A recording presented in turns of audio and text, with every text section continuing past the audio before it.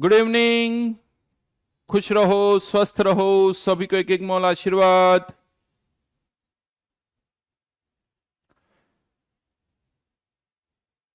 क्या हाल है?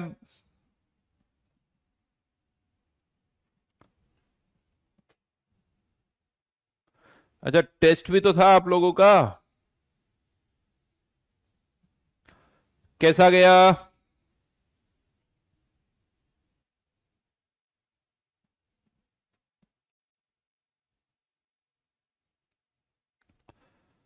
पेपर कैसा गया? जल्दी से मार्क्स भी बता दो, अपने रैंक भी बता दो।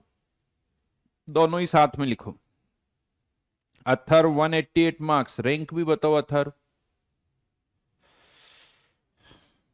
जल्दी जल्दी भाई, क्या हो गया?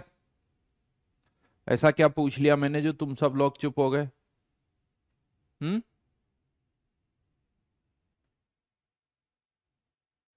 आज नया चैप्टर नहीं स्टार्ट होगा बेटा, अभी जो चल रहा वही चलेगा।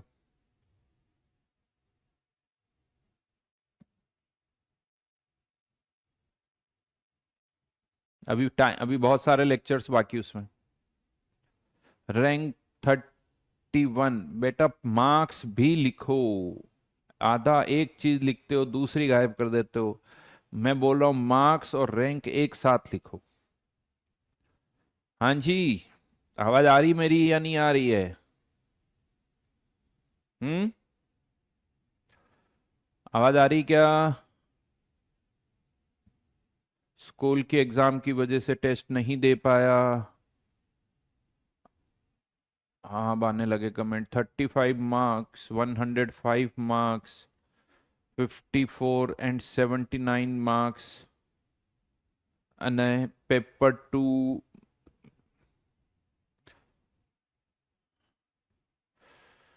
Aryan 194 marks, rank 2 in paper 1 गायब, and rank 1 in paper 2। Okay, total marks 194, right. Very good Arvind, 4 डाला तुमने तो। हम्म।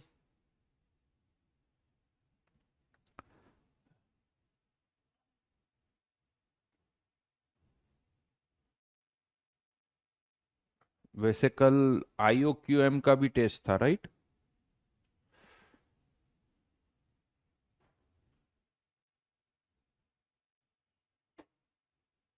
है ना? दिया था कि आप लोगों ने से किसी ने IOQM?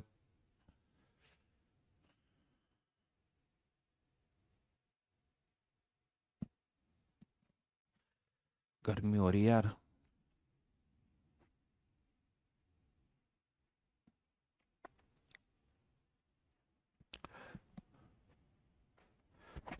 वॉइस हाई कर दें?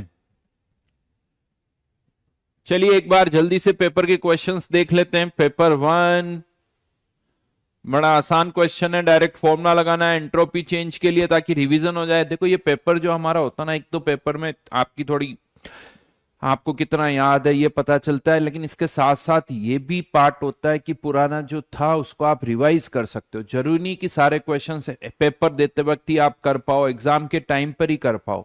जो क्वेश्चन एग्जाम के टाइम पर नहीं कर पा रहे उन्हें एग्जाम के बाद फिर से करो। एग्जाम के बाद ट्राई करो बिना सॉल्यूशन देखे हुए, उससे कॉन्फिडेंस बढ़ेगा, आपको अच्छा लगेगा। तो ऐसा नहीं कि एग्जाम में जो हो गए, बाकी आप बाकी क्वेश्चन से कोई मतलब नहीं है। बाकी क्वेश्चन नहीं हो रहे हैं तो उसके लिए नोट्स टटोलो थोड़ा सा। नोट्स में देखो कि कैसे होगा। फॉर्मूला याद नहीं तो उसका फॉर्मूला याद करो, इससे पुराने जो चैप्टर्स है उसको आप रिवाइज कर सकते हो। तो ये एंट्रोपी चेंज का क्वेश्चन था, आई थिंक आसानी है।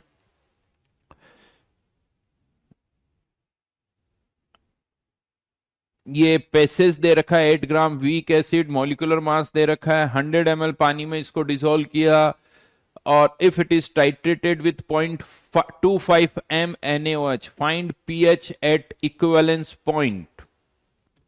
इक्विवेलेंस पॉइंट पर इसकी पीएच बतानी है, और उसमें अगर इतने मोल्स HCl के ऐड कर दें to 100 ml original solution, then H+ ion concentration कितनी होगी? तो इसमें क्या लगेगा? Common ion effect. इसमें कॉमन आयन इफेक्ट लगेगा, और इससे पहले वाले केस में यहां पर इक्विवेलेंस पॉइंट की पीएच फाइंड आउट करनी है। HX कोई एसिड है, इक्विवेलेंस पॉइंट पर पीएच क्या होगी, पहले आप इसकी कंसंट्रेशन निकालो। इसके 8 डिवाइडेड बाय 80, तो इसके मोल्स कितने हो गए, 0.1 मोल। 0.1 मोल कितने ml में, 100 ml में। तो HX की कंसंट्रेशन कितनी हो जाएगी, 0.1 मोल 100 ml में। तो डायरेक्ट मैं कंसंट्रेशन लिख रहा हूं, इसकी कंसंट्रेशन कितनी हो गई, 1 m। और इसको आपको टाइट्रेट करना है NaOH के साथ, और NaOH की कंसंट्रेशन कितनी दे रखी है, 0.25 m। तो क्या दोनों के इक्वल वॉल्यूम मिक्स करने पर इक्वलेंस पॉइंट आएगा क्या, क्या दोनों के इक्वल वॉल्यूम मिक्स करेंगे तो इक्वलेंस पॉइंट आ जाएगा, नहीं आएगा, क्योंकि इसकी कंसंट्रेशन 1 m, उसकी 0.25 m। अगर इसका 1 लीटर अगर आपने लिया है तो इक्वलेंस पॉइंट के लिए इसके 4 लीटर मिक्स करने होंगे, इसके 4 लीटर, तब जाके इक्विवेलेंस पॉइंट आएगा। और अब इक्विवेलेंस पॉइंट पर जितने इक्विवेलेंट्स HX के हैं उतने ही इक्विवेलेंट्स NaOH के भी हैं, H2O। मोल्स अगर हम लिखे तो 1 लीटर 1 m, इसका भी 1 मोल, 4 लीटर 0.25, इसका भी 1 मोल, इसका 1 मोल बनेगा, इसका 1 मोल बनेगा। लेकिन अब अगर इसकी कंसंट्रेशन की बात करें तो कंसंट्रेशन कितनी हो जाएगी, 1 upon total volume 5 litre, total volume 5 litre यानी 0.2। ये इस सॉल्ट की कंसंट्रेशन आ गई। अब आपको इस सॉल्ट की पीएच फाइंड आउट करनी पड़ेगी।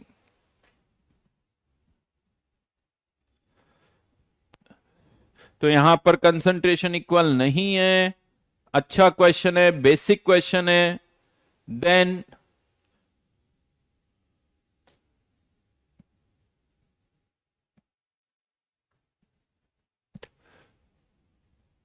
which of the following increases with dilution at a given temperature।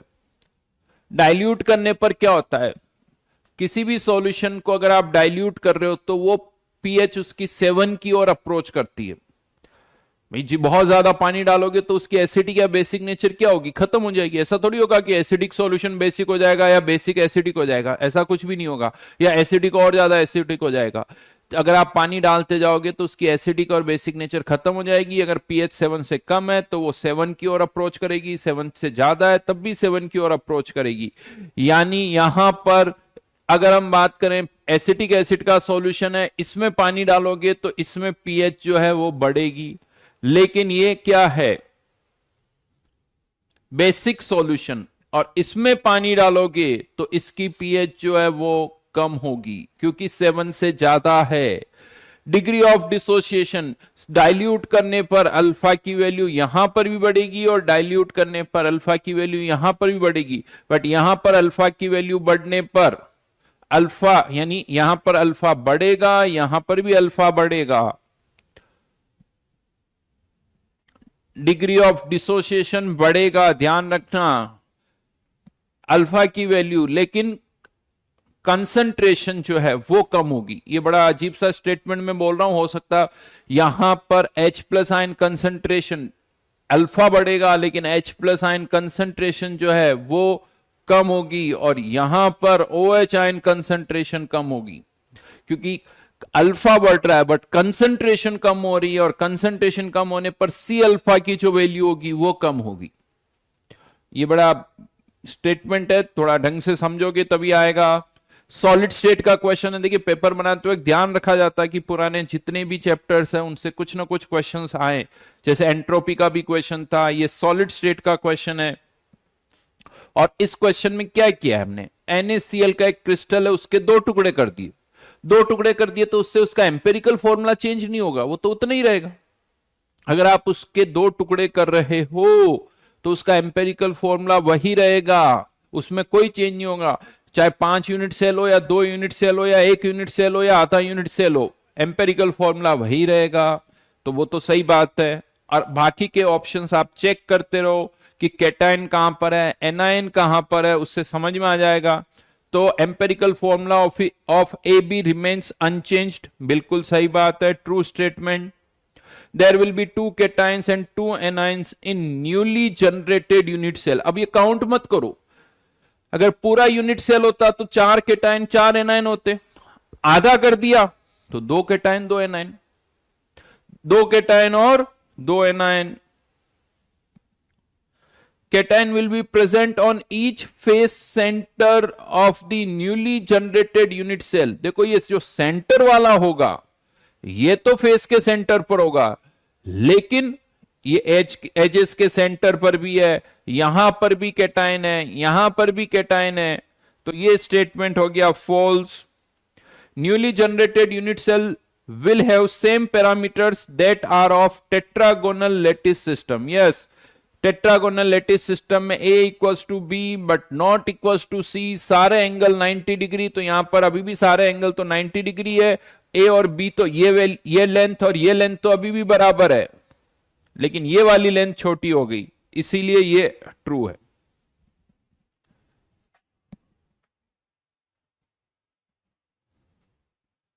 Paper 2 tribasic acid है कोई जिसका सॉल्ट है K3A, जिसकी कंसंट्रेशन कितनी दे रखी है CmK3A। यहां पर हमें जो H3A है, dissociation constant of acids are Ka1 Ka2 and Ka3, और साथ में एक इंफॉर्मेशन और दे रखी है कि जो डिग्री ऑफ हाइड्रोलाइसिस है अल्फा जो है वो 1 से बहुत कम है, मतलब 1 के रेस्पेक्ट में आप x को नेग्लेक्ट कर सकते हो। अच्छा ये शीट का था क्या, बहुत बढ़िया, फिर तो बहुत अच्छी बात है। देखते हैं कितनों का हुआ है। फिर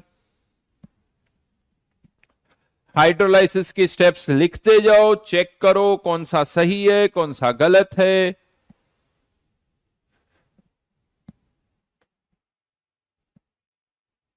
हाँ फॉस्फेट आयन ही हो गया एक तरह से, बिल्कुल सही का, it's like phosphate ion. Na3PO4 मान लो, आप पानी में Na3PO4 डाल रहे हो, आसान था, बहुत बढ़िया। सम्यक कह रहा है कि मेरा सही हुआ है, इसका आंसर ABC, बहुत बढ़िया जी। बेसिकली ये तो कह सकते हो आप W/Ka2 इक्वल्स टू Y, तो ये ऑप्शन अपने आप गलत हो गया। और ये जो वैल्यू आती है यानी KW/Ka3 इक्वल्स टू XZ/Y, और ये जो Z है वही H3A की कंसंट्रेशन है, यानी आपको Z के लिए सॉल्व करना है, उसके लिए X पुट करो Y पुट करो, सॉल्व हो जाएगा। बहुत बढ़िया।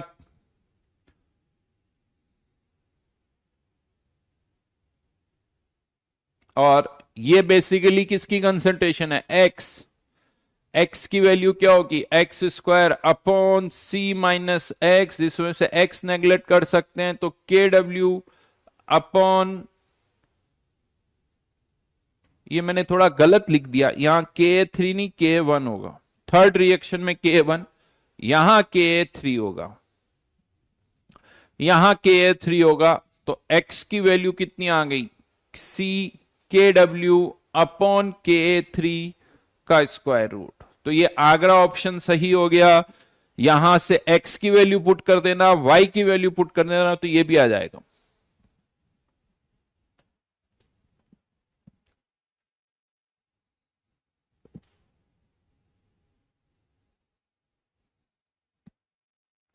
पेपर 2 फर्स्ट से टफ था, मे भी हो सकता है। 10 moles of a liquid is 50% converted into its vapor at normal boiling point।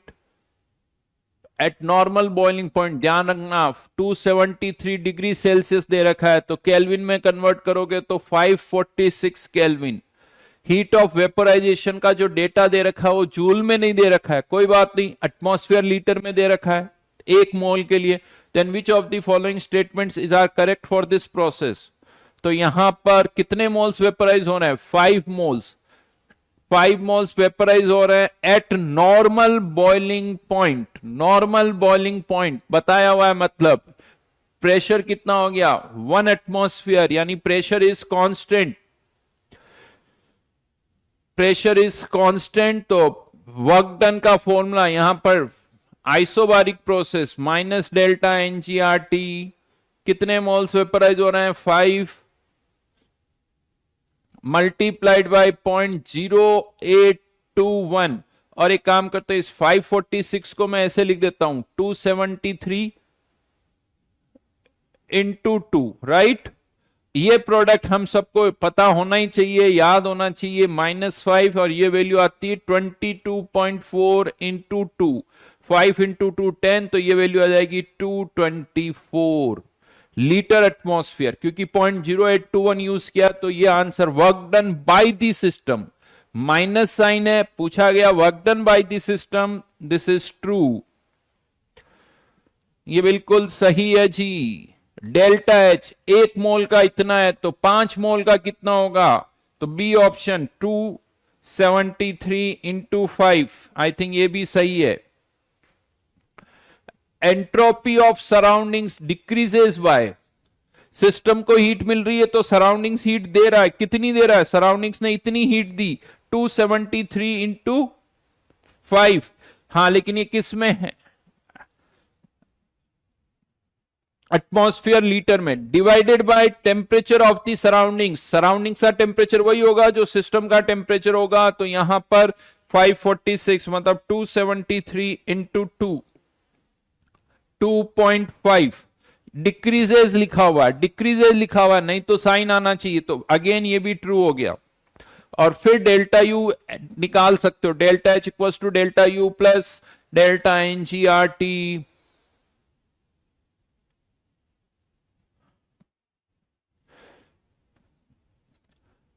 ओम का कहना सर प्लीज हेल्प, पढ़ने में मन नहीं कर रहा है 1 महीने से और टेस्ट भी सीरियसली नहीं दे पा रहा हूं। बेटा यार ओम मन क्यों नहीं कर रहा है, व्हाट हैपेंड, क्या हुआ। तो इसमें मैं बस देखो बहुत ज्यादा तो अभी नहीं बोल सकता, बट इतना कह सकता हूं कि आई डोंट नो, अगर मार्क्स के कारण है कि मार्क्स कम आते हैं, अच्छे मार्क्स नहीं आ रहे हैं, तो देखो ओम मैं ये बता दूं कि मार्क्स कितने भी आ रहे हो तुम्हारे, ये दिमाग में रखो कि अगर हम पढ़ेंगे तो जितने भी आ रहे हैं वो बढ़ेंगे, जितने भी आ रहे हैं वो जरूर बढ़ेंगे अगर हमने कंटिन्यूसली पढ़ाई की तो। चाहे वो अभी 10% हो सकता है 20% हो जाए, 20% हो सकता है 25% हो जाए, 5% हो सकता है 15% हो जाए, ये दिमाग में रखो कि वो मार्क्स बढ़ के रहेंगे। और ये जो मेहनत तुम करोगे, जो आने वाले अभी कुछ महीनों में जो एफर्ट्स तुम लगाओगे, ये ध्यान रखना ये फ्यूचर में तुम्हारी लाइफ टाइम में तुम्हें जरूर हेल्प करेगी। ऐसा नहीं होगा कि ये तुम्हें हेल्प नहीं करेगी, ये डेफिनेटली हेल्प करेगी। जब तक हमारे पास कोई और ऑप्शन नहीं हो, देखो भाई अभी तुमने साइंस ले रखी है, राइट नाउ हमें साइंस ले रखी तो हमें 12th और जेई अच्छी तरह से देना है। कोई जरूरी नहीं है कि आप जब भी कोई एग्जाम दो आपको सक्सेस मिले, ये कोई जरूरी नहीं है। हर कोई एग्जाम देता है, हर बार वो सक्सेसफुल नहीं होता है, लेकिन जो उसकी एफर्ट्स होती ना, जो उसकी एफर्ट्स होती है वो डेफिनेटली फ्यूचर में उसको कुछ ना कुछ सक्सेस दिलाती है। शॉर्ट टर्म नहीं देखो, हर चीज को शॉर्ट टर्म में नहीं देखा जाता बेटा।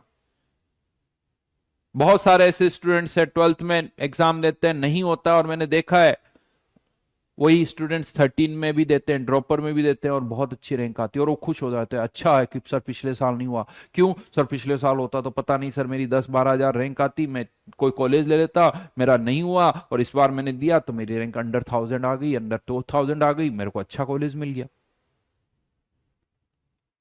तो ऐसा भी हो सकता है और होता भी है, आपको पता है। ऐसा तो ही नहीं कि सारे सिलेक्शन 12th पास वाले स्टूडेंट्स के ही होते हैं, 12th पास वालों के भी होते हैं, 12th यानी 12th में जो अपीयरिंग वालों के भी होते हैं और 12th पास्ड स्टूडेंट के भी होते हैं। और ये भी ध्यान रखो कि ऐसा भी नहीं कि सारे सक्सेसफुल बिजनेसमैन जो है, एंटरप्रेन्योर्स है, जो स्टार्टअप चला रहे हो, सब आईआईटीएंस है, ऐसा भी नहीं है। हाँ, लेकिन सब में पता है कॉमन एक ही चीज है, वो सारे आईआईटीएन नहीं है, लेकिन सब में कॉमन एक बात है, उन सब ने बहुत मेहनत की है और वो बहुत मेहनत अभी भी कर रहे हैं। वो बहुत मेहनत कर चुके हैं और बहुत मेहनत अभी भी कर रहे हैं, इसीलिए वो सक्सेसफुल है। और ये आप भी ध्यान रखना, ऐसा भी नहीं कि मतलब मेहनत कर ली बस अब कुछ नहीं करना पड़ेगा यार। हाँ, सही टाइम पर अच्छी एफर्ट्स लगा दो तो बाद में एफर्ट्स कम लगानी पड़ती, इसमें कोई शक नहीं है। तो इसीलिए मन को समझाओ, मन को समझाओ अपने मन को कि हाँ बस पढ़ना है, पढ़ना है, पढ़ना है, होमवर्क करना है, क्वेश्चंस करने हैं, एग्जाम में मार्क्स कितने आ रहे हैं उससे कोई कनेक्शन नहीं है, आप पढ़ते रहो। हाँ, लेकिन कंफर्म कह सकता हूं धीरे धीरे आपके एग्जाम में मार्क्स भी बढ़ेंगे।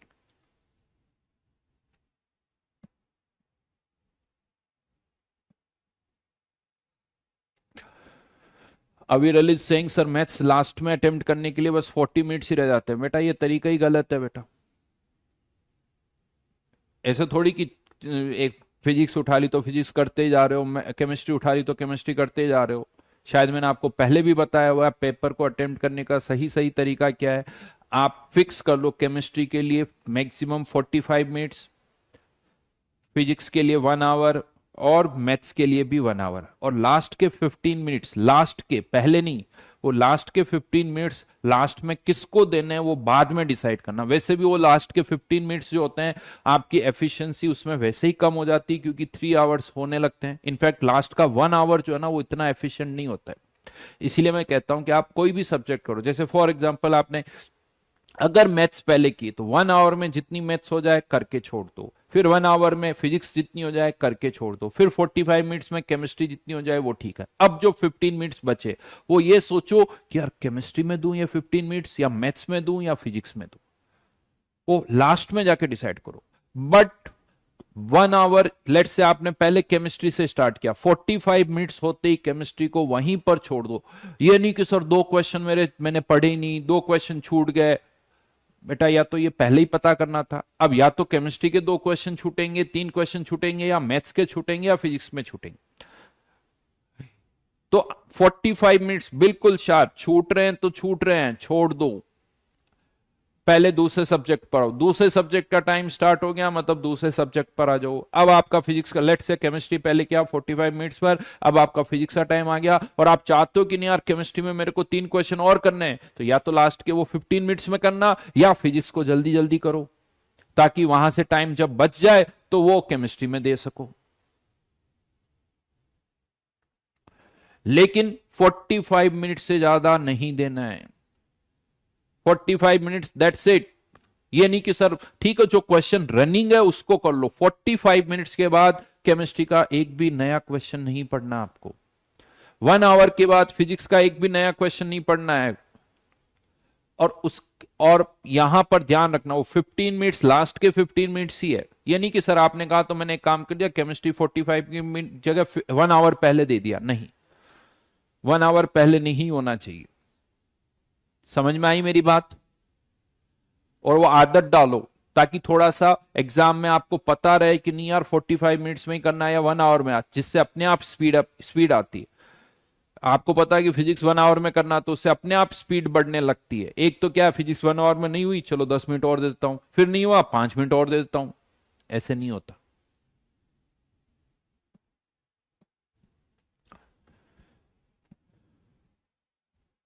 तरुण इज आस्किंग रिवीजन करने का तरीका बता दीजिए। बेटा रिवीजन करने का तरीका ये होता है कि जल्दी से नोट्स पढ़ो, फटाफट नोट्स एक बार देखो कि हाँ क्या क्या पॉइंट्स है, क्या क्या फॉर्मूले हैं, कॉन्सेप्ट क्या क्या है, उनको रिकॉल करो, और फिर कुछ क्वेश्चंस करो, 15 20 25 क्वेश्चन करो, जिससे सारे कॉन्सेप्ट रिवाइज हो जाए। अब वो रिवीजन S1 का भी कर सकते हो, O1 का भी कर सकते हो, जेई मेंस का भी कर सकते हो, या जेई एडवांस का भी कर सकते हो। अगर थोड़े टफ क्वेश्चन करना चाहते हो जेई एडवांस का रिवीजन करो, बेसिक नॉर्मल क्वेश्चन करना चाहते हो S1 का कर लो, थोड़े और सिंपल क्वेश्चन करना चाहते हो तो O1 का रिवीजन करो। बट बहुत सारा टाइम नहीं है आपके पास, पहले हमेशा कोई भी चीज करने से पहले टाइम फैक्टर को जरूर सोचो। एक कोई चैप्टर उठा रहे हो तो पहले सोचो रिवीजन के लिए मेरे पास कितना टाइम है। आधा घंटा है तो रिवीजन नहीं होता है। किसी भी चैप्टर को रिवाइज करना तो कम से कम 1.5 या 2 आवर्स चाहिए। पहले उतना टाइम निकालो और फिर रिवीजन करने बैठो। अब मैंने पूछा कि सर रिवीजन में कौन सी एक्सरसाइज करें। देखो ये स्टूडेंट टू स्टूडेंट वेरी करता है, इसका एक सिंगल आंसर नहीं हो सकता। अगर आपको लगता है कि आपके ओवन के क्वेश्चन आपसे आसानी से हो रहे हैं, सारे क्वेश्चन आपको आते हैं, तो उनको मत रिवाइज करो। आपको लगता है कि थोड़े टफ क्वेश्चन मुझसे नहीं होते हैं, तो आप फिर जेई एडवांस का रिवीजन करो। बट किसी को लगता है कि नहीं सर मैं तो चैप्टर भूल गया, मुझे फॉर्मूले भी नहीं याद है, क्वेश्चन में टाइम लग रहा है, तो पहले आप O1 करो या S1 का रिवीजन करो। तो ये पर्सन टू पर्सन वेरी करेगा।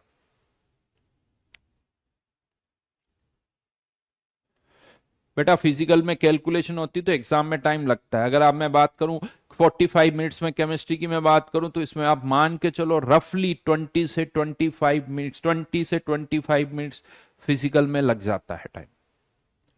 क्योंकि इनऑर्गेनिक के क्वेश्चन बहुत जल्दी हो जाते हैं, ऑर्गेनिक में भी कम टाइम लगता है, तो अप्रोक्सीमेटली 20 मिनट्स, 20 से 25 मिनट्स, 5-6 क्वेश्चन है।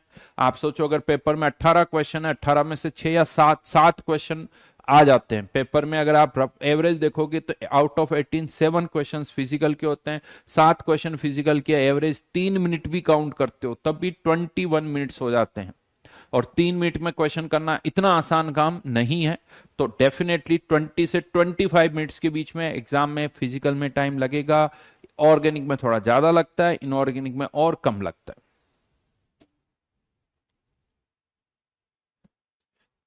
ठीक है, अब चलो यार वापस हमें कोर्स भी आगे बढ़ाना है। ये अगेन आसान क्वेश्चन है। 300 केल्विन पर डेटा दे रखा है, 400 केल्विन का डेटा दे रखा है, और उससे आपको जनरल इंफॉर्मेशन बतानी है, आरएनएस इक्वेशन लगानी है। तो मेरे हिसाब से आसान क्वेश्चन है, इजीली कर सकते हो। Equilibrium constant of A reaction of weak acid HA with strong base, ये ध्यान रखना। इनफैक्ट थोड़ा रिकॉल कर सकते हो, एक तरह से ये एसिटिक एसिड ही हो गया। जब एसिटिक एसिड को NaOH के साथ रिएक्ट करवाते हैं तो उस रिएक्शन का इक्विलिब्रियम कांस्टेंट 10 की पावर 9 आता है। तो यहां पर भी आप कह सकते हो कि इस वीक एसिड का K जो आएगा वो 10 की पावर -5 आ जाएगा। नोट्स देखना, समझ में आ जाएगा। नोट्स में भी, शीट में भी इसी तरह का क्वेश्चन है। ये आसान क्वेश्चन है, थर्मोकेमिस्ट्री पर क्वेश्चन है, आई थिंक आसान ही है, कर सकते हो।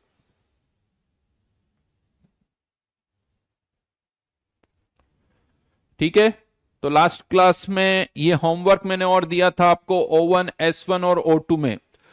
और सॉल्युबिलिटी और सॉल्युबिलिटी प्रोडक्ट की हमने बात की थी, KSP की हमने बात की थी, PbI2 पर क्वेश्चन दिया था। उसके बाद AgCl AgBr की साइमल्टेनियस सॉल्युबिलिटी की भी हमने बात की थी। और ये होमवर्क मैंने दिया था जिसमें O2 के क्वेश्चन भी मैंने आप लोगों को दिए थे।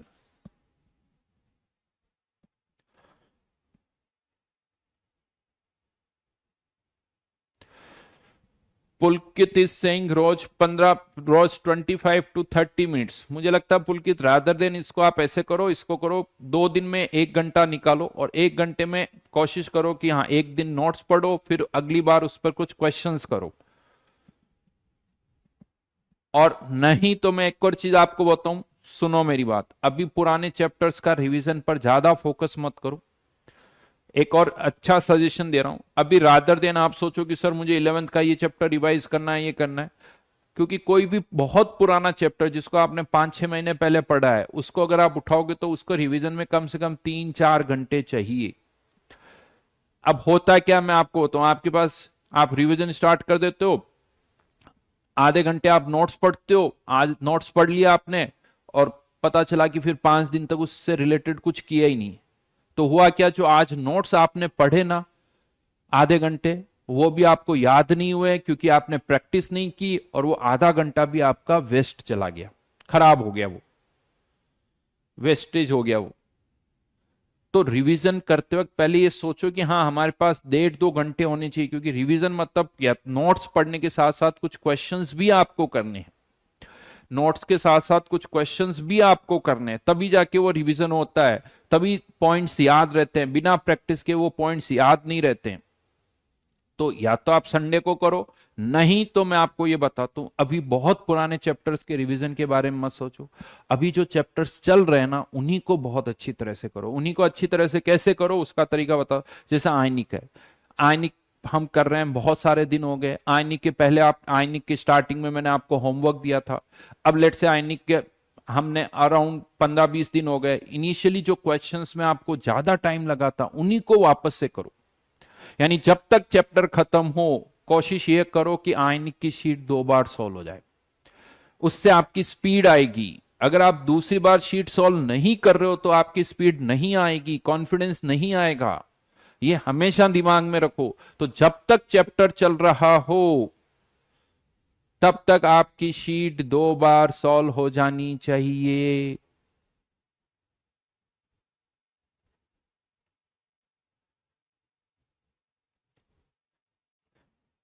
समझ में आई मेरी बात? वो सबसे अच्छा तरीका है, और वो जब 2 बार अगर हो जाएगा ना, तो वो लंबे टाइम तक आप लोगों को याद रहेगा। तो इसीलिए फोकस अभी इस पर करो कि आयनिक खत्म होते होते आयनिक की शीट 2 बार सॉल्व हो जाए। वो ज्यादा अच्छा तरीका है। इससे पहले हमने काइनेटिक्स किया तो एक दिमाग में होना चाहिए, हाँ सर काइनेटिक्स की शीट मेरी 2 बार हो चुकी है।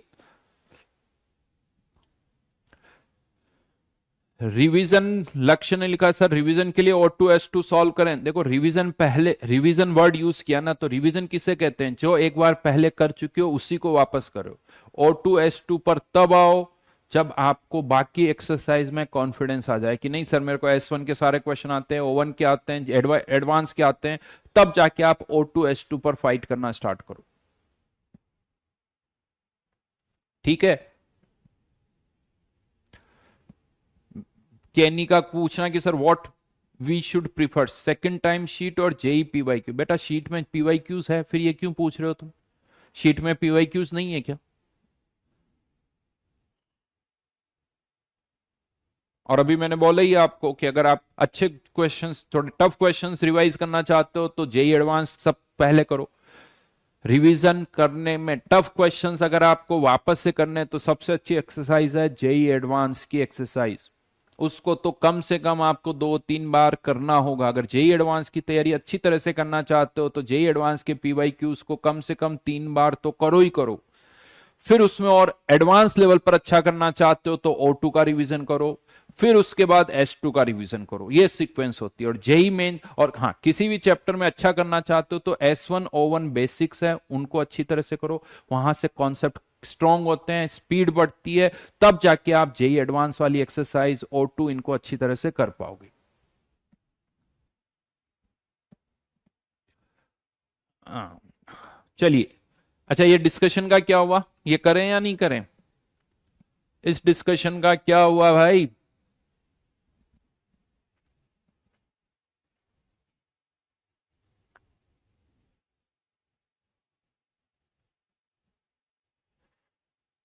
अमन is asking how to know that question solve होगा या नहीं। कभी कभी टाइम निकलता है और वो नहीं हो पाता। बेटा यही तो अमन प्रैक्टिस से हम सीखते हैं। यही तो प्रैक्टिस से सीखा जाता है। आप आज तुम मुझे फिजिक्स का क्वेश्चन दे दो, क्या होगा? मुझे थोड़ी समझ में आएगा कि ये होगा या नहीं होगा। तो जब आप प्रैक्टिस करते हो आपको पता होता है कि यार ये इस तरह के क्वेश्चंस मैंने किए हुए हैं तो ये तो मेरे से हो जाएगा। तो जो क्वेश्चन पढ़ के आपको समझ में आएगा कि हाँ यार ऐसा क्वेश्चन तो मैंने शीट में किया है, ये मैं कर सकता हूँ, ये क्वेश्चन भी मैंने शीट में किया है, ये कर सकता हूँ। और अगर कोई नया क्वेश्चन आता है तो आपको पढ़ते ही अगर लग रहा है आपको कि नहीं ये मैं कर सकता हूं तो करो। अगर नहीं समझ में आ रहा है तो छोड़ दो, नहीं समझ में आ रहा तो छोड़ दो, फिर लास्ट में जब टाइम बचता है तब करो। पेपर में 50% से ज्यादा ऐसे क्वेश्चन होंगे जिस तरह के क्वेश्चंस आपने शीट में किए हुए हैं, ये मैं आपको बता दूं। 50% से ज्यादा क्वेश्चन ऐसे होंगे जिस तरह के क्वेश्चन आपने शीट में किए हुए हैं, वो बिल्कुल नए नहीं है। बस आपको पता होना चाहिए कि हाँ ये क्वेश्चन मैंने शीट में किया है, मुझे आता है। बस पहले उन 50% क्वेश्चन पर फोकस करो कि नहीं ये तो मुझे करने ही करने हैं। ठीक है।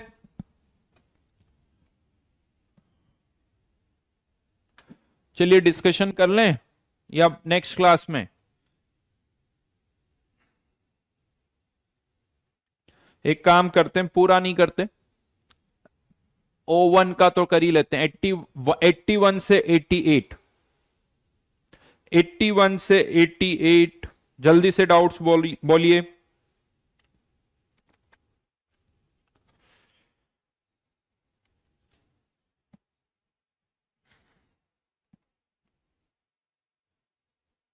एट्टी वन से 88 जल्दी से।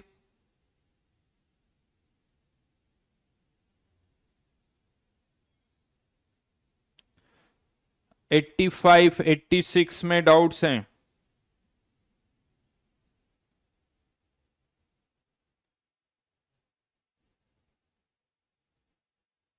वैसे तो सारे क्वेश्चन देखो बहुत आसान है।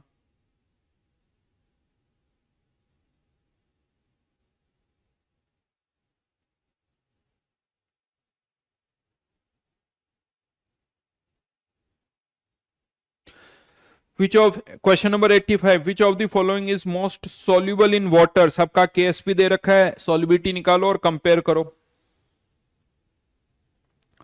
86 भी किसी ने पूछा है क्या?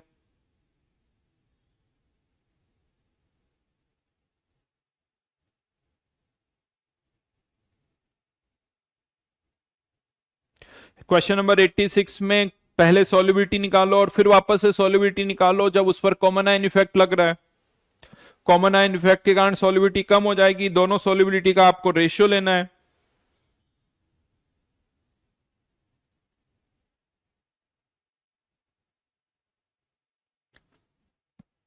क्वेश्चन नंबर 86 में जब कॉमन आयन इफेक्ट नहीं लग रहा है तब की सॉल्युबिलिटी है 6 इंटू 10⁻⁻5, और जब कॉमन आयन इफेक्ट लग रहा है तब की सॉल्युबिलिटी है 6 इंटू 10⁻⁻7। दोनों का रेशियो लेना है।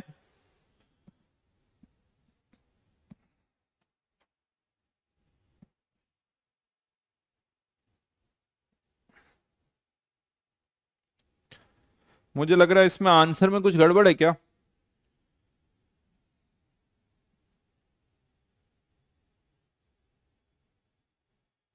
क्योंकि solubility how many times is it's solubility in water, क्योंकि आगरा, अच्छा वैसे देख लेना आंसर इसका 100 आएगा, ठीक है।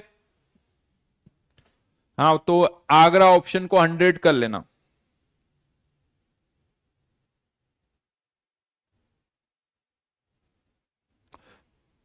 क्या प्रॉब्लम हो गई बेटा 87 में? Navdeep 87 question, common ion effect लग रहा, आगरा में कोई कॉमन आयन इफेक्ट नहीं है तो आगरा में सॉल्युबिलिटी सबसे ज्यादा होगी। अब जहां कॉमन आयन इफेक्ट सबसे ज्यादा होगा वहां सॉल्युबिलिटी सबसे कम होगी। अब AgBr की सॉल्युबिलिटी की मैं बात कर रहा हूं तो कॉमन आयन इफेक्ट किसके कारण लगेगा? या तो Ag+ के कारण या ब्रोमाइड आयन के कारण। तो कहां पर Ag+ या ब्रोमाइड आयन की कंसंट्रेशन सबसे ज्यादा है? बॉम्बे ऑप्शन में ब्रोमाइड आयन की कंसंट्रेशन 0.2, कैलकाटा ऑप्शन में 0.1 और दिल्ली ऑप्शन में सिल्वर आयन की कंसंट्रेशन 0.1। तो यहां पर अगर हम देखें तो C और D ऑप्शन में कॉमन आयन इफेक्ट उतना ही लग रहा है, यहां पर भी 0.1, यहां पर भी 0.1, तो C और D ऑप्शन में सॉल्युबिलिटी सेम होगी। लेकिन बॉम्बे ऑप्शन में कॉमन आयन इफेक्ट सबसे ज्यादा है, बॉम्बे ऑप्शन में कॉमन आयन इफेक्ट सबसे ज्यादा है, तो बॉम्बे ऑप्शन में सॉल्युबिलिटी सबसे कम होगी। जहां प्रोडक्ट की कंसंट्रेशन ऑलरेडी ज्यादा है वहां सॉल्युबिलिटी कम होगी क्योंकि यहां कॉमन आयन इफेक्ट ज्यादा होगा। 88 तक दिए थे मैंने।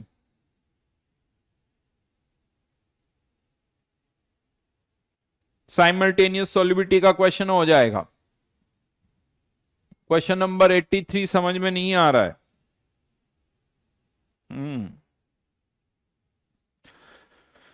क्या बोलूं बेटा, क्लास में करवाया हुआ क्वेश्चन है लेकिन अब क्या बोल सकते हैं इसको, सोचना थोड़ा सा नैतिक।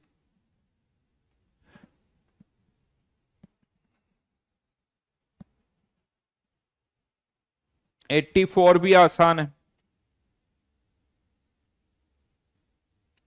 क्वेश्चन नंबर 84 में जब हीटअप किया तो 1 लीटर को जब हमने हीटअप किया तो केवल 7 ग्राम सब्सटेंस बचा। हीट अप करने पर कौन बचेगा? Calcium carbonate. यानी 1 लीटर में कैल्शियम कार्बोनेट कितने ग्राम है? 7 ग्राम। तो कैल्शियम कार्बोनेट के कितने मोल्स हो गए? 7 डिवाइडेड बाय इसका मोलर मास 100। ये क्या आ गई? कैल्शियम कार्बोनेट की कंसंट्रेशन, मतलब उसकी सॉल्युबिलिटी। तो कैल्शियम कार्बोनेट का केएसपी कितना हो जाएगा? S²। इतना सा करना तो पेन चलाया करो, है ना। पेन चलाओगे तो सब होगा। जो डेटा दे रखा है उसमें थोड़ा उनसे खेला करो, सब समझ में आ जाता है। जब मोबाइल होता है ना, मोबाइल में कोई भी गेम्स, पहले किसी को नहीं पता होता कि आगे क्या होगा, कैसे मूव करेंगे, लेकिन क्या करते हैं हम? खेलते हैं। हर एक बार थोड़ा एक स्टेप आगे बढ़ते हैं, लेवल बढ़ता रहता है। पहले फर्स्ट एक बार सेकंड लेवल तक पहुंचे, फिर हार जाते हैं, फिर नेक्स्ट टाइम थर्ड लेवल तक पहुंचते हैं, फिर मर जाता है जनरली करेक्टर, फिर फोर्थ लेवल तक हम फाइट करते हैं, देखते हैं। वही चीज यहां पर भी करनी है कि किसी तरह से इन डेटा को यूज करें, उनको ऐड करें, मल्टीप्लाई करें। ये क्यों दे रखा है वो सोचो, अपने आप हो जाएगा।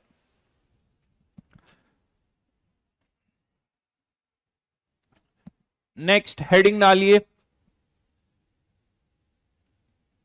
Application of Ksp. Application of Ksp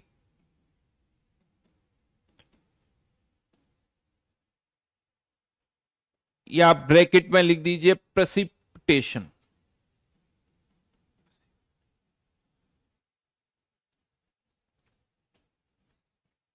Ksp का एक सबसे बड़ा एप्लीकेशन पार्ट है प्रेसिपिटेशन। और ये जो हम पढ़ रहे हैं ना, ये आपको, ये जो हम अभी पढ़ने वाले हैं, ये इनऑर्गेनिक केमिस्ट्री में भी काफी हेल्प करेगा आपकी। इनऑर्गेनिक में जब आप सॉल्ट पढ़ते हो, सॉल्ट एनालिसिस, तो उसका जो कॉन्सेप्ट है वो यहीं से निकल के आता है। अगर ये जो मैं बातें बता रहा हूं तो उस सॉल्ट एनालिसिस का कॉन्सेप्ट जो है बहुत अच्छी तरह से आपको समझ में आ जाएगा। ठीक है, तो application of Ksp,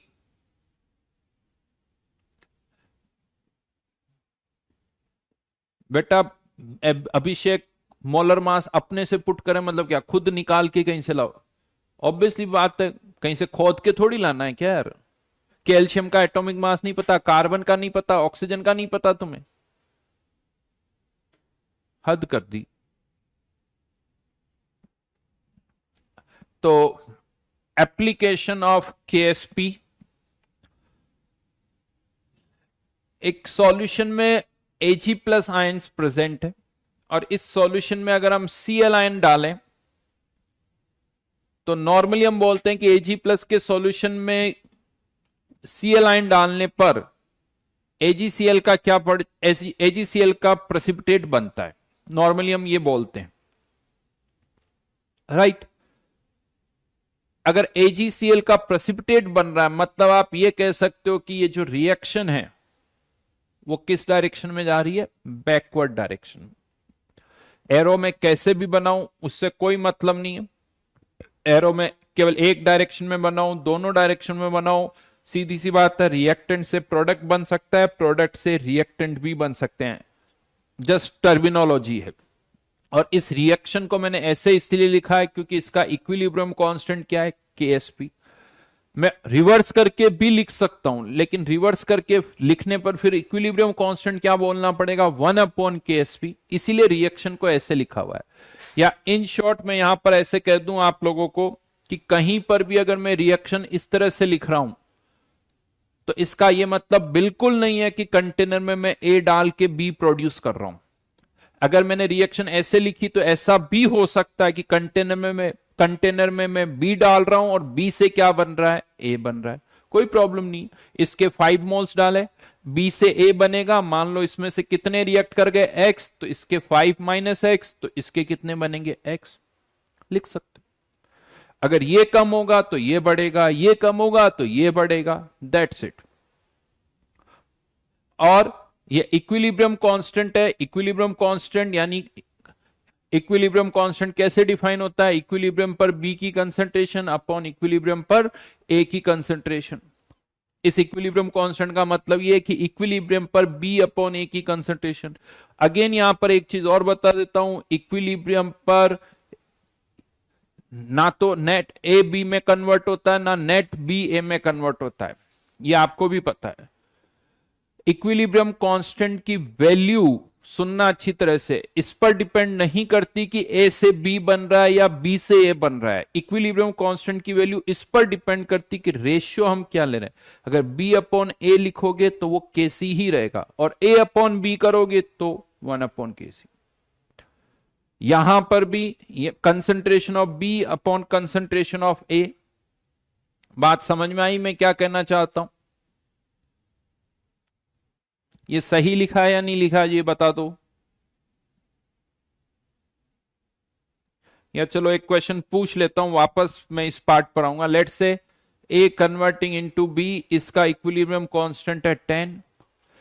A converting into B, same reaction है, इक्विलिब्रियम कांस्टेंट वही 10।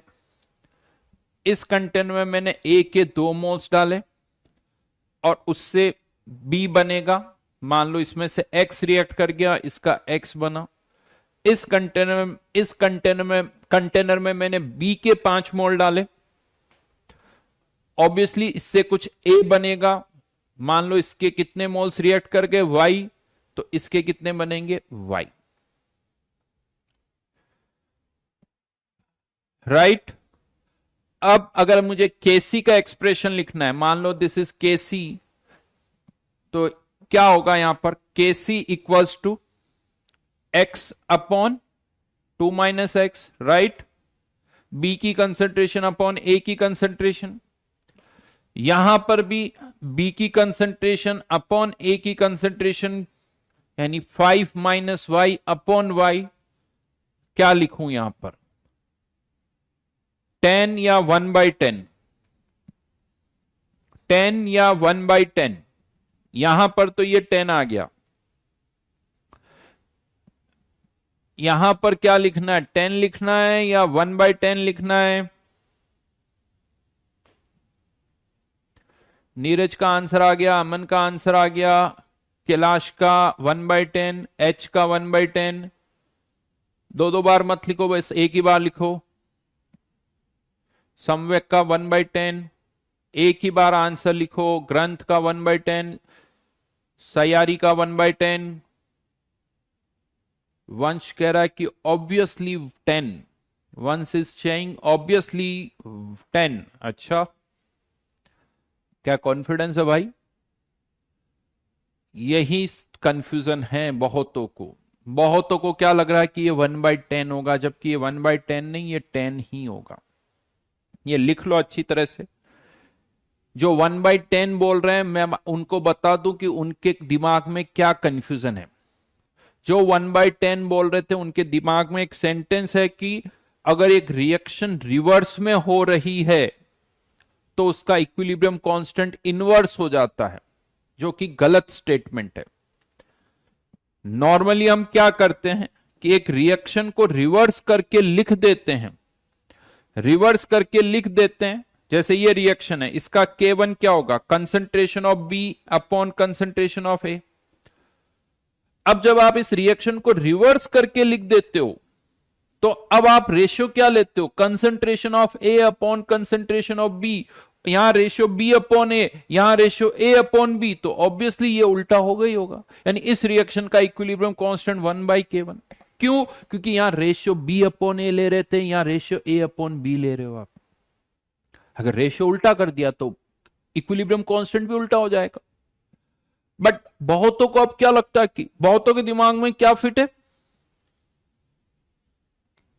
कि अगर बी से ए बना तो बी से ए बने या ए से बी बने, अगर रेशियो बी अपॉन ए ले रहे हो, रेशियो बी अपॉन ए ले रहे हो, तो इक्विलिब्रियम कांस्टेंट 10 ही रहेगा।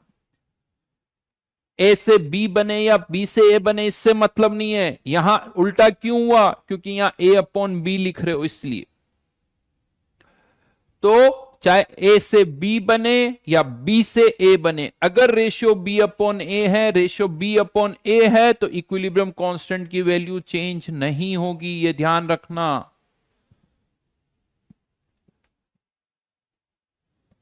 Got it? ये आगे मैं नहीं बताऊंगा, ये बहुत अच्छी तरह से इस चीज को ध्यान रखना। एक रिएक्शन को उल्टा, सही सेंटेंस बोल के सुना रहा हूं, एक रिएक्शन को रिवर्स करके लिखने पर इक्विलिब्रियम कांस्टेंट की वैल्यू इनवर्स हो जाती है। सुनना, रिवर्स करके लिखने पर, क्योंकि जब आप रिवर्स करके लिखते हो तो बी अपॉन ए की जगह अब आप ए अपॉन बी करते हो। एक रिएक्शन में ए से बी बने, बी से ए बने, इससे इक्विलिब्रियम कांस्टेंट की वैल्यू डिसाइड नहीं होती है। इससे इक्विलिब्रियम कांस्टेंट की वैल्यू डिसाइड नहीं होती है। इनफैक्ट जब आप इक्विलिब्रियम का एक्सप्रेशन लिखते हो तो उस मोमेंट पर तो ना तो ए बी में जा रहा है ना बी ए में जा रहा है, उस टाइम पर तो कोई रिएक्शन ही नहीं हो रही है, क्योंकि जब आप इक्विलिब्रियम का एक्सप्रेशन लिख रहे हो तो सिस्टम इज एट इक्विलिब्रियम, ना तो ए बी में जा रहा है ना बी ए में जा रहा है। तो ये अच्छी तरह से याद रखना, ये एक्सप्रेशन अच्छी तरह से लिख लेना वापस। मैं वापस नहीं बताऊंगा, इसके कारण कंफ्यूजन होता है बहुतों को। और दूसरी चीज जो मैंने कही थी, यहां पर हम रिएक्शन ऐसे ही लिख रहे हैं, दो यहां पर कंटेनर में हम क्या डालेंगे, Ag प्लस आयन के सॉल्यूशन में हम Cl आयन डाल रहे हैं, लेकिन रिएक्शन ऐसे ही लिख रहे हैं, यानी Ag प्लस और Cl आयन रिएक्ट करके AgCl बनाएंगे। हाँ, अब क्वेश्चन ये आता है कि Ag प्लस के सॉल्यूशन में जब हम Cl आयन डाल रहे हैं, Ag प्लस का सॉल्यूशन है उसमें मैंने Cl आयन ऐड किया, क्या AgCl का प्रेसिपिटेट बनेगा ही बनेगा, यानी क्या ये रिएक्शन रिवर्स में जाएगी? तो ये आप लोगों को पता है, केमिकल इक्विलिब्रियम में हम पढ़ते हैं कि एक रिएक्शन जो है उसके लिए एक टर्म डिफाइन की जाती Q। अगर Q की वैल्यू KSP के बराबर है, इक्विलिब्रियम कांस्टेंट के बराबर है, तो सिस्टम जो होगा वो एट इक्विलिब्रियम होगा, एट इक्विलिब्रियम। और Q कैसे डिफाइन होता है? Q पता है, reaction quotient. Q is reaction quotient. Q मतलब किसी भी टाइम पर Ag plus and Cl ion की कंसंट्रेशन का जो प्रोडक्ट होगा उसे हम Q लिख देते हैं। अब आप कहोगे सर KSP भी तो ऐसे ही लिखते हैं। KSP का एक्सप्रेशन तब लिखा जाता है जब सिस्टम इक्विलिब्रियम पर आ जाता है, and at equilibrium Ag plus ion concentration, Cl ion concentration equals Q equals to KSP। ये KSP के बराबर हो जाता है। बट अगर इक्विलिब्रियम नहीं है और आप Ag प्लस और Cl आयन कंसंट्रेशन का प्रोडक्ट निकाल रहे हो तो उसे Q बोला जाता है। हाँ, अब आप कह सकते हो कि आपने Q की वैल्यू निकाली, इन दोनों की कंसंट्रेशन का प्रोडक्ट लिया और इस कंसंट्रेशन का प्रोडक्ट KSP के बराबर है, तो कह दो सिस्टम इज एट इक्विलिब्रियम। लेकिन अगर आपने इन दोनों की कंसंट्रेशन का प्रोडक्ट निकाला और ये कंसंट्रेशन का प्रोडक्ट KSP से ज्यादा आया, अगर Q KSP से ज्यादा है तो रिएक्शन किस तरफ जाएगी? पीछे की तरफ। क्यों? क्योंकि Q की वैल्यू जो है हमेशा किसके बराबर होने की कोशिश करती है? KSP के बराबर। अब अगर Q की वैल्यू KSP से ज्यादा है तो Q की वैल्यू कम होने की कोशिश करेगी। Q क्या है? Ag प्लस और Cl आयन की कंसंट्रेशन। Q की वैल्यू कम कैसे होगी? Ag प्लस और Cl आयन की कंसंट्रेशन कम होगी, मतलब ये रिएक्शन किस तरफ जाएगी? बैकवर्ड। रिएक्शन बैकवर्ड में जाएगी, इसका मतलब क्या होगा? प्रेसिपिटेशन। बैकवर्ड में जा रही है मतलब प्रेसिपिटेशन अकर्स। और अगर Q की वैल्यू KSP से कम है तो, अगर Q की वैल्यू KSP से कम है तो क्या होगा?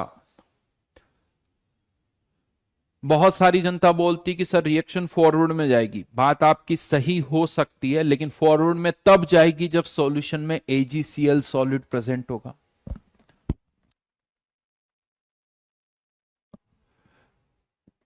फॉरवर्ड में तब जाएगी जब AgCl सॉलिड प्रेजेंट होगा। हम यहां क्या कर रहे हैं? Ag प्लस के सॉल्यूशन में Cl आयन डाल रहे हैं, AgCl तो है ही नहीं, ये तो है ही नहीं।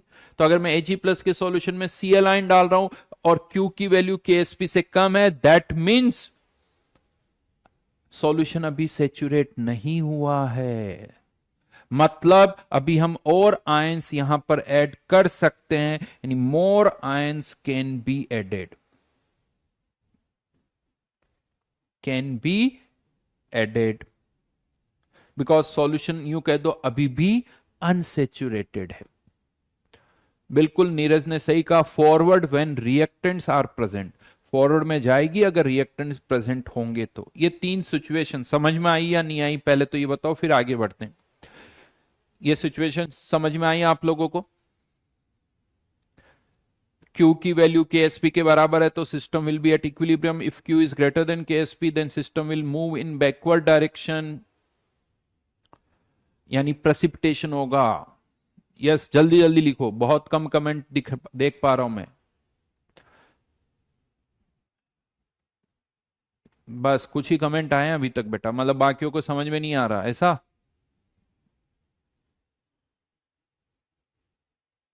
देख रहा हूं मैं, सबके नाम भी देख रहा हूं कितनों को समझ में आया है, कौन कौन लिख रहा है.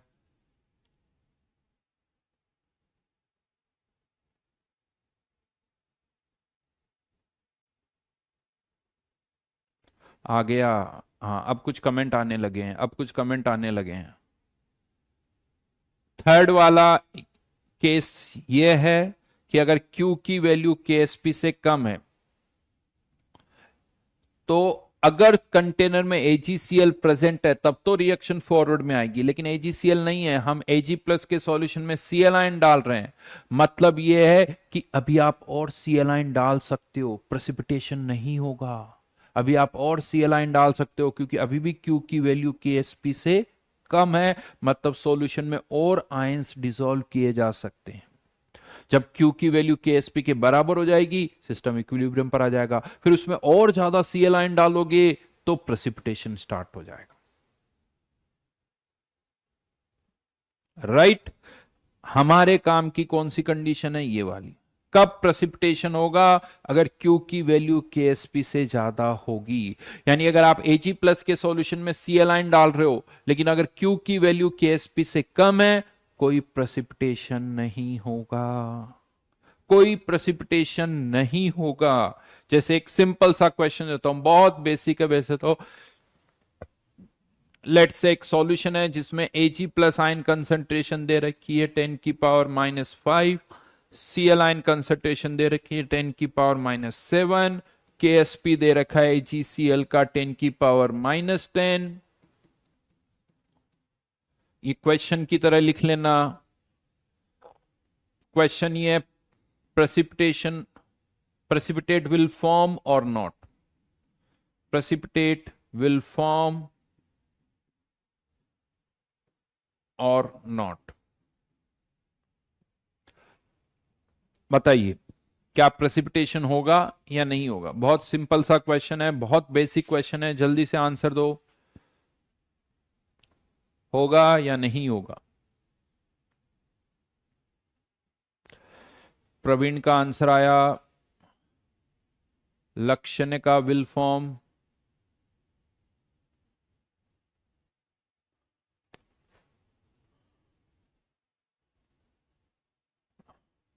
ज्यादातर का आंसर है नहीं होगा, बट कुछ लोगों ने बोल दिया होगा.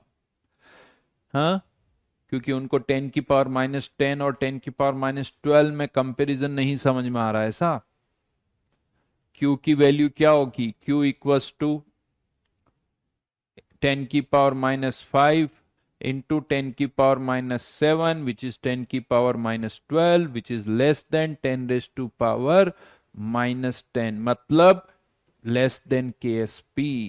अगर KSP से कम है तो कोई प्रेसिपिटेशन नहीं होगा.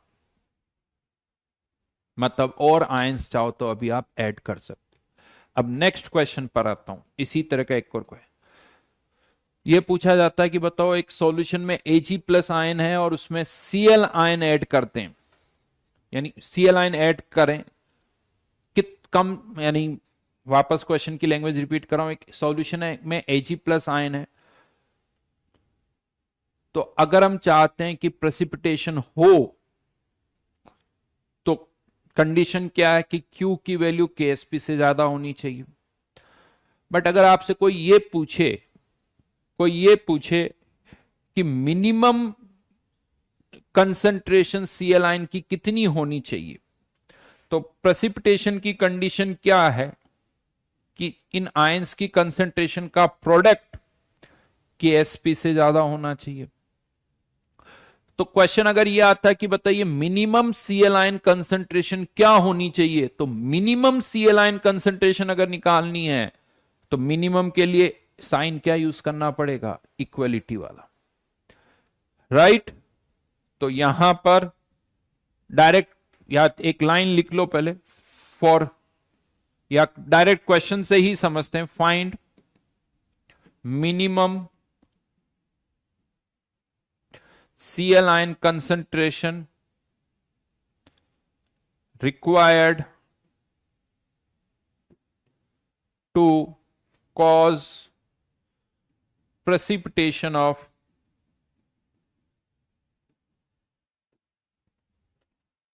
AgCl from 0.01 m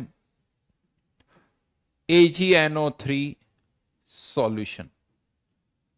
ध्यान रखना यहां पर इस नाइट्रेट आयन की कोई जरूरत नहीं है, AgNO3 लिखा हुआ है तो ये Ag प्लस और नाइट्रेट आयन में टूट जाएगा। हमें केवल किससे मतलब है, Ag प्लस से। नाइट्रेट आयन किसी भी रिएक्शन में नहीं लिखना है।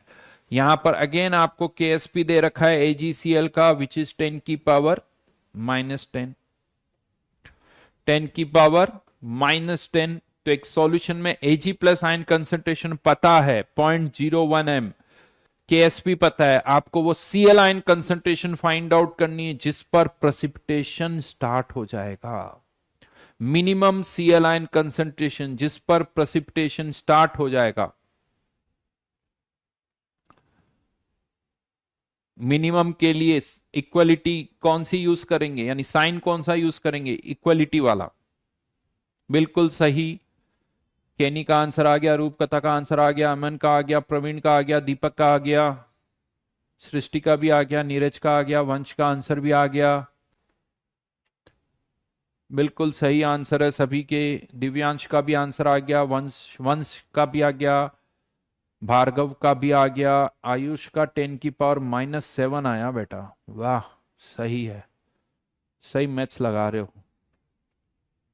तो यहां पर Ag plus into Cl ion concentration equals to KSP which is 10 की power -10, Ag plus ion concentration 0.01, तो Cl ion concentration निकाल सकते हो 10 की पावर -8। यानी अगर आप चाहते हो कि AgCl का प्रेसिपिटेट बने तो सॉल्यूशन में Cl आयन कंसेंट्रेशन 10 की पावर -8, देखो 10 की पावर -8 मतलब इससे थोड़ी ज्यादा, बट बोला वो 10 की पावर -8 ही जाएगा, तो कम से कम 10 की पावर -8 होनी चाहिए तो AgCl का प्रेसिपिटेट बनेगा। अब क्वेश्चन यहां पर यह आता है कि अगर हमने Cl आयन कंसेंट्रेशन 10 की पावर -8 से मान लो ज्यादा कर दी, 10 की पावर -7, 10 की पावर -6, 10 की पावर -5, तो क्या ये सारे Ag प्लस आयन प्रेसिपिटेट हो जाएंगे? क्या ये Ag प्लस आयन पूरे प्रेसिपिटेट हो जाएंगे? तो आंसर इज नो। क्यों? क्योंकि जब प्रेसिपिटेशन स्टार्ट होगा तो ये रिएक्शन किस तरफ जाएगी, बैकवर्ड में। बैकवर्ड में क्यों जा रही है? क्योंकि Q की वैल्यू KSP से ज्यादा है। Q की वैल्यू KSP से ज्यादा है तो अब क्या होगा, Q की वैल्यू कम होगी, मतलब Ag प्लस की कंसेंट्रेशन भी कम होगी, Cl आयन की कंसेंट्रेशन भी कम होगी। कम होते होते एक टाइम आएगा जब Q की वैल्यू वापस किसके बराबर हो जाएगी, KSP के बराबर हो जाएगी, और जैसे ही Q की वैल्यू KSP के बराबर होगी सिस्टम इक्विलिब्रियम पर आ जाएगा, फर्दर कोई प्रेसिपिटेशन नहीं होगा। तो क्या किसी आयन की कंसेंट्रेशन 0 हो सकती है? अगर किसी एक की भी कंसेंट्रेशन 0 हो गई तो Q की वैल्यू 0 हो जाएगी। Q की वैल्यू 0 नहीं हो सकती क्योंकि KSP जो होता है वो 0 से तो बड़ा ही होता है।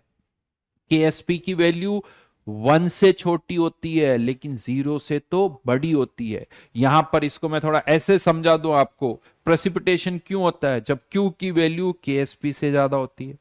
जैसे जैसे इसकी वैल्यू कम होगी, जैसे ही KSP के बराबर आएगा इक्विलिब्रियम आ जाएगा। क्या ये 0 हो सकती है? नहीं, 0 नहीं हो सकती। उससे पहले ही Q की वैल्यू KSP के बराबर आ जाएगी। इनफैक्ट इस चीज को सिंपल वे में ऐसे भी पुट कर सकते हो, इक्विलिब्रियम पर किसी भी आयन की, किसी भी सब्सटेंस की कंसेंट्रेशन वैसे ही 0 नहीं होती। किसी की भी कंसेंट्रेशन 0 नहीं होती, बहुत कम हो सकती, 10 की पावर -5, 10 की पावर -7, 10 की पावर -8, बट 0 तो हो ही नहीं सकती। क्योंकि वो तो सब मल्टीप्लाई हो रही है, तो जीरो तो किसी की हो ही नहीं सकती। That means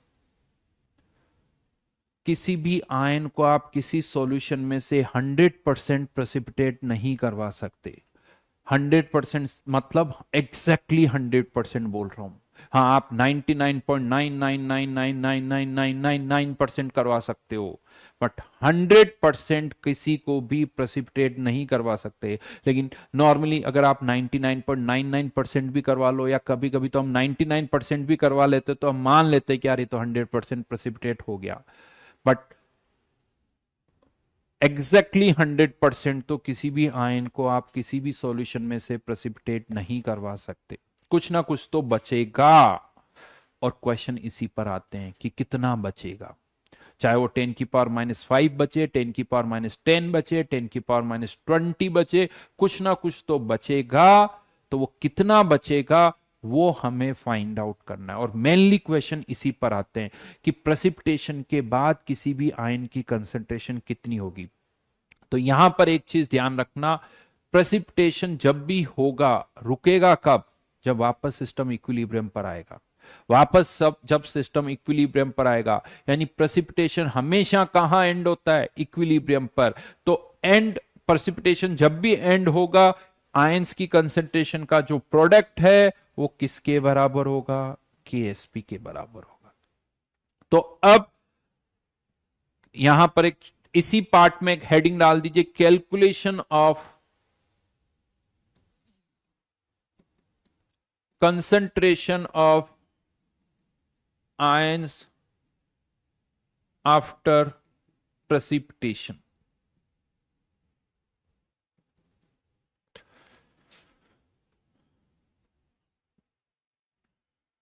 calculation of concentration of ions after precipitation।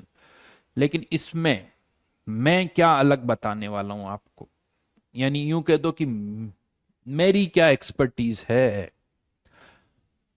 यानी क्योंकि ये हर बुक में मिलेगा आपको, ये बात, ये वाला प्रेसिपिटेशन वाला केस हर बुक में मिलेगा। हाँ, लेकिन एक के सर का क्या कुछ एडिशन है इसमें, वो बताता हूं। यहां पर भी मैं क्वेश्चन को दो कैटेगरीज में डिवाइड करूंगा, और मैं आपको बताऊंगा कि जो सेकंड कैटेगरी होती है वो ज्यादा आसान होती है, लेकिन बहुतों को ये पता ही नहीं होता कि दो कैटेगरीज है। दोनों को वो एक ही तरह सॉल्व करते हैं, और उससे वो क्वेश्चंस गलत हो जाते हैं। और जब एक दो क्वेश्चन गलत हो जाते हैं तो ऐसा लगता है सर मुझे तो समझ में ही नहीं आ रहा, तो फिर वो कोई से भी क्वेश्चन वहां पर नहीं होते हैं। राइट? तो case one, if amount added is given, amount added is given,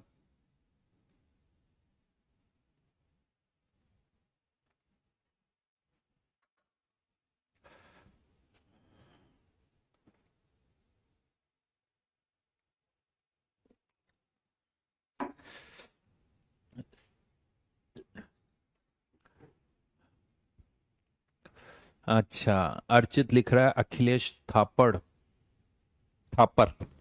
हम्म, नाम याद नहीं आ रहा, क्या थाम था?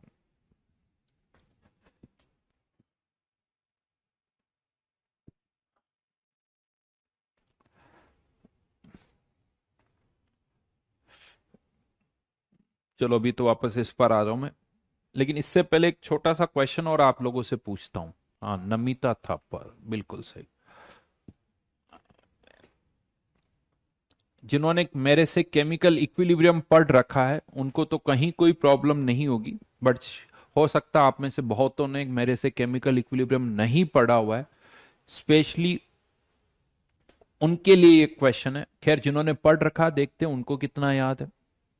लेट्स से ये कोई केमिकल रिएक्शन है, ए कन्वर्टिंग इनटू बी, और इसका इक्विलिब्रियम कांस्टेंट है, मान लेते हैं 10⁵ क्वेश्चन ये है मेरा कि इनिशियली, या चलो थोड़ा इसको और इंटरेस्टिंग बनाते हैं, ए कन्वर्टिंग इनटू 2b, और इसकी वही कंसंट्रेशन है 1, तो बताइए इक्विलिब्रियम पर, इक्विलिब्रियम पर ए और बी की कंसंट्रेशन क्या होगी, या इक्विलिब्रियम पर खासकर ए की कंसंट्रेशन क्या होगी, ये बताइए। What will be the concentration of A at equilibrium? Initially इसकी कंसंट्रेशन है 1।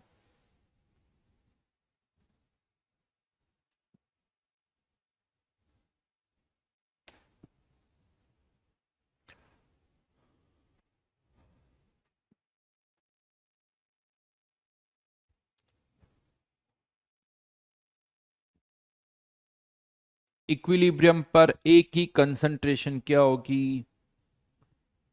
इक्विलिब्रियम कांस्टेंट दे रखा है 10⁵। दोनों ही कुछ भी मान लो, गैसेस मान लो, नहीं दे रखा तो गैसेस ही मानते हैं यार ग्रंथ।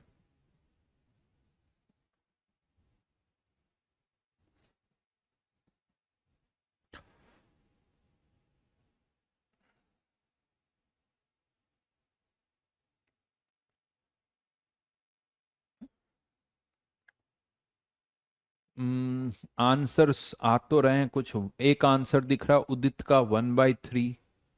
उदित के अलावा स्वपन का आंसर दिख रहा है 4 × 10⁻⁵। देवज्ञ का आंसर दिख रहा है 2 × 10⁻⁵।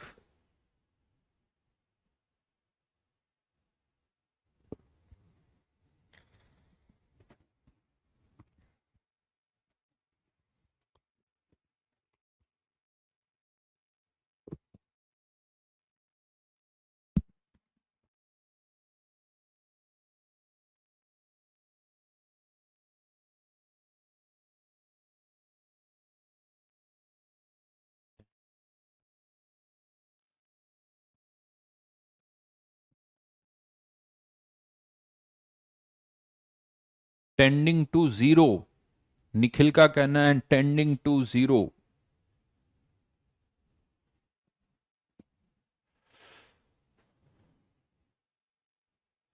अविरल का आंसर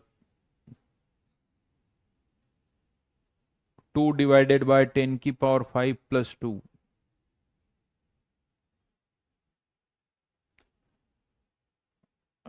अनय जल्दी से पहले आंसर बताओ।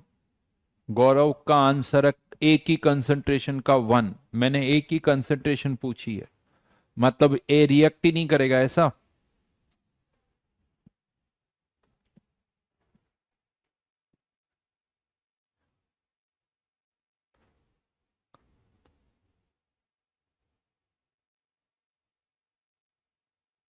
ग्रंथ ने कुछ लिखा है। हाँ अमन, वाह, वेरी गुड अमन। यार ये चीज, अच्छा हाँ, वीक बेस वाला केस, थर्ड केस हो गया, वीक एसिड या बेस वाला। अब यहां पर चलिए मैं बताता हूं नॉर्मली हम कैसे करते हैं इसको। 1 - x 2x, बी की कंसंट्रेशन का स्क्वायर तो 2x का square upon 1 - x equals to 10⁵। अब अगर हम इसको सॉल्व करें तो 4x² plus 10⁵x minus 10⁵ equals to 0। x equals to 10⁵ plus minus, plus ही यूज होता है आप सबको पता है, 10⁵b² यानी 10⁵10 प्लस 4b² -4ac होता तो माइनस माइनस प्लस, ये 10⁵ डिवाइडेड बाय 2। अब यहां पर देखें तो ऐसा लगता है कि 10⁻10 के रेस्पेक्ट में ये वैल्यू तो बहुत कम है, तो इसको नेगलेक्ट कर दो। लेकिन जैसे हम इसको नेगलेक्ट करते तो हमारा x ही 0 आ जाता है, x ही 0 आ जाता है। ये ऐसा इसलिए हो रहा है समथिंग लाइक दिस कि लेट से मैं कहता हूं 1000 - 1000 -1। अब यहां पर क्या हो रहा है, पहले आप कह दो नहीं सर 1000 के रेस्पेक्ट में 1 तो बहुत कम है, तो एक काम करो 1 को नेगलेक्ट कर दो, फिर 1000 - 1000 0 हो गया। तो यहां पर अब ये 1 नेग्लेक्ट नहीं हो सकता, क्योंकि जो भी डिफरेंस है इस 1 के कारण ही आ रहा है। इस 1 को आप नेग्लेक्ट नहीं कर सकते हो, यानी यहां पर भी जो भी डिफरेंस है इसके कारण आ रहा है। दो ये वैल्यू इसके रेस्पेक्ट में बहुत कम है, लेकिन आप इसको नेग्लेक्ट नहीं कर सकते। तो फिर क्वेश्चन आता है करें क्या, फिर क्या करें, नेग्लेक्ट नहीं करें तो। अब बताओ क्या करें। बाइनोमियल एक्सपांशन करना होगा। बाइनोमियल एक्सपांशन, 10 की पावर 10 कॉमन लिया तो बाहर 10 की पावर 5, यहां पर 1 और यहां 4 इंटू 10 की पावर -5 की पावर हाफ डिवाइडेड बाय, थोड़ा मैंने गलत कर दिया, यहां पर 4 है तो ये 4, रुको रुको रुको, मैंने कुछ गड़बड़ की है।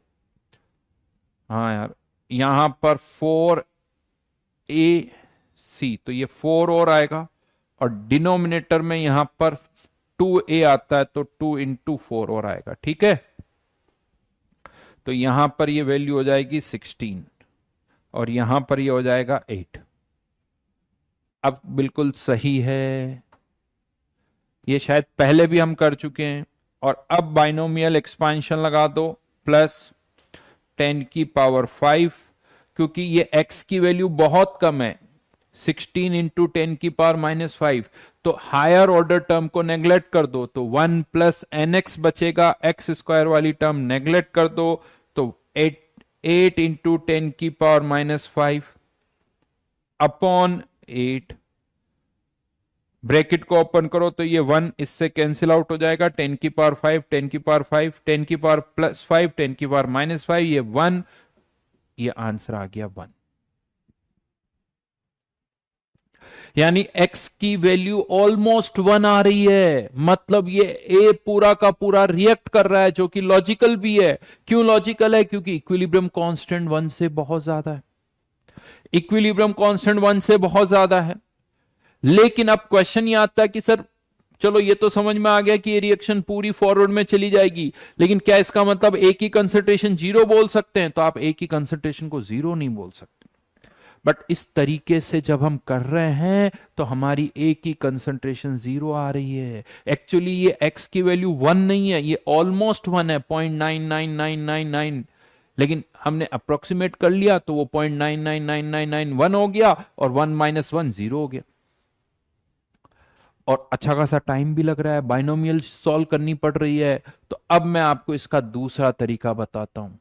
ऐसे नहीं करेंगे हम इसको। हम इस क्वेश्चन को कैसे सॉल्व करेंगे? ये बहुत आसान है, इतना डिफिकल्ट नहीं है। बट क्या करना है आपको, एक स्टेटमेंट हम सभी बोलते हैं, equilibrium can be achieved from any direction. ये सब बोलते हैं, यूज कोई नहीं करता है। Equilibrium can be achieved from any direction. तो यहां पर अब आप क्या करो, क्वेश्चन में दे रखें कि इसकी कंसंट्रेशन 1 है, आप पहले इसको पूरा रिएक्ट करवा दो, और इसकी कंसंट्रेशन जो 1 थी, इससे बी की कंसंट्रेशन कितनी हो जाएगी 2, मतलब 1 मोल से बी के कितने बन जाएंगे 2 मोल।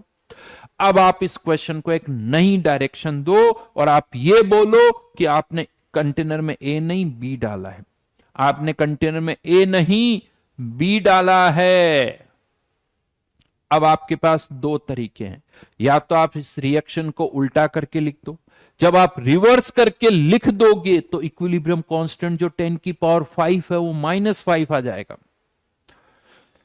लेकिन हम रिवर्स करके नहीं लिखेंगे।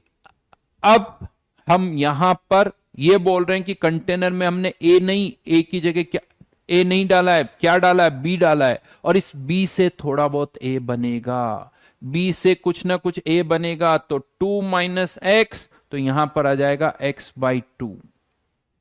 लेकिन ये इक्विलिब्रियम कांस्टेंट क्या बता रहा है कि ए की बी में कन्वर्ट होने की टेंडेंसी बहुत ज्यादा है, क्योंकि इसका इक्विलिब्रियम कांस्टेंट 1 से ज्यादा है, मतलब ए की बी में कन्वर्ट होने की टेंडेंसी बहुत ज्यादा है। इसका मतलब बी की ए में कन्वर्ट होने की टेंडेंसी बहुत कम है, यानी बी की अमाउंट जो ए में कन्वर्ट होगी वो बहुत कम होगी। तो इस 2 के रेस्पेक्ट में आप x को नेग्लेक्ट कर सकते हो, इस 2 के रेस्पेक्ट में x को नेग्लेक्ट कर सकते हो। तो अब b की कंसंट्रेशन टू, लेकिन हाँ इसका स्क्वायर करना होगा, बी की कंसंट्रेशन का square divided by concentration of A which is x by two equals to 10⁵ या 10⁻⁵, 10⁵ या 10⁻⁵।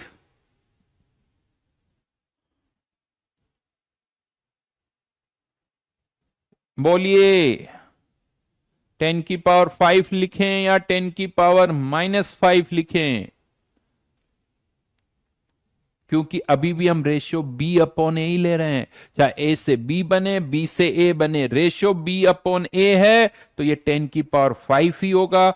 X by two equals to 4 × 10⁻⁻5, और ये x बाई टू ही क्या है, कंसंट्रेशन ऑफ ए। तो यहां से ए की कंसंट्रेशन निकल के आ गई जो कि 1 से बहुत कम है, 4 × 10⁻⁻5। यानी आप कह सकते हो सर ये तो ऑलमोस्ट जीरो ही है। देखो जीरो तो है लेकिन जीरो बोलेंगे नहीं, आंसर तो यही देना पड़ेगा आपको, 4 × 10⁻⁻5, 4 × 10⁻⁻5। यानी यहां पर इसी चीज को मैं ऐसे समझाता हूं, ये जो हम 1 - x करते हैं ना, माइनस एक्स, अगर कोई सब्सटेंस जिसकी रिएक्ट करने की टेंडेंसी बहुत ज्यादा हो और अगर आप उसमें से -x कर रहे हो, फिर आपको ये बाइनोमियल लगानी पड़ेगी। तो जब भी कभी ऐसा हो कि कोई क्वेश्चन आपको दिया जाए और उसमें लेट से, जैसे इसी का एग्जांपल ले रहा हूं, ए के आपने मोल्स डाले और आपने देखा कि ए की रिएक्ट करने की टेंडेंसी बहुत ज्यादा है, तो जिसकी रिएक्ट करने की टेंडेंसी बहुत ज्यादा है उसमें से कभी -x मत करो। जिसकी रिएक्ट करने की टेंडेंसी बहुत ज्यादा, उसके मोल्स दे रखे हैं, तो उसको पहले पूरा रिएक्ट करवा दो। जैसे यहां पर ए की रिएक्ट करने की टेंडेंसी बहुत ज्यादा थी, हमने ए को पहले पूरा रिएक्ट करवा दिया। फिर -x किस में से करो, जिसकी रिएक्ट करने की टेंडेंसी बहुत कम हो।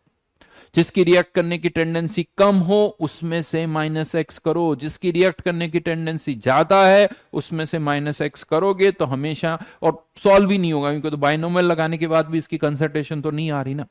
तो जिसकी रिएक्ट करने की टेंडेंसी बहुत ज्यादा है पहले उसको पूरा रिएक्ट करवा दो, फिर क्वेश्चन को बदल दो। ये सोचो कंटेनर में आपने ए नहीं डाला, कंटेनर में आपने बी डाला है, अब बी से ए बनेगा लेकिन बी की रिएक्ट करने की टेंडेंसी बहुत कम है, तो इसमें से एक्स को नेग्लेक्ट कर दो तो आपके पास आंसर आ जाएगा। ये अच्छी तरह से याद रखना, और यही प्रॉब्लम है। इसी के कारण बहुतों को ये प्रेसिपिटेशन वाले क्वेश्चन समझ में नहीं आते, और इसमें भी प्रॉब्लम क्या होती है, थोड़ा बहुत समझ भी लेते हैं तो यहां 10⁵ की जगह 10⁻⁻5 लिख देते हैं साहब, तो जो किया कराया है उस सब पर पानी फिर जाता है कि 10⁵ की जगह -5 क्यों, क्योंकि सर रिएक्शन पीछे जा रही। अरे रिएक्शन पीछे जा रही इससे कोई मतलब नहीं है, अभी भी आप बी अपॉन ए ले रहे हो तो ये तो 10⁵ ही रहेगा। ये सब केमिकल इक्विलिब्रियम में मैं बता चुका हूं। यस बिल्कुल सही कहा तुमने, ये सब हम केमिकल इक्विलिब्रियम में ऑलरेडी डिस्कस कर चुके हैं।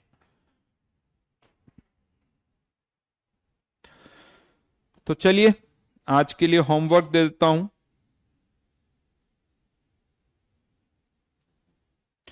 जो कल वाला था बचा हुआ वो तो है ही है, ये जो बचा हुआ पार्ट है ये तो हम करेंगे ही करेंगे। इसके अलावा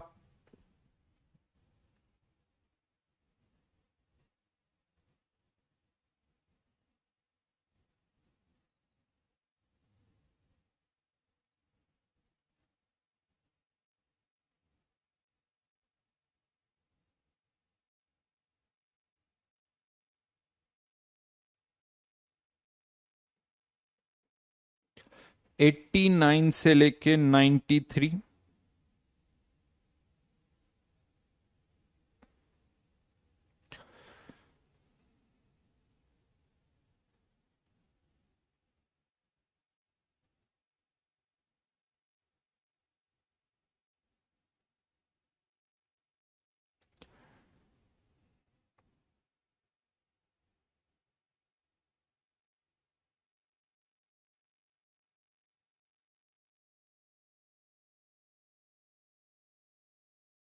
और इधर कहां तक दिया, 68 से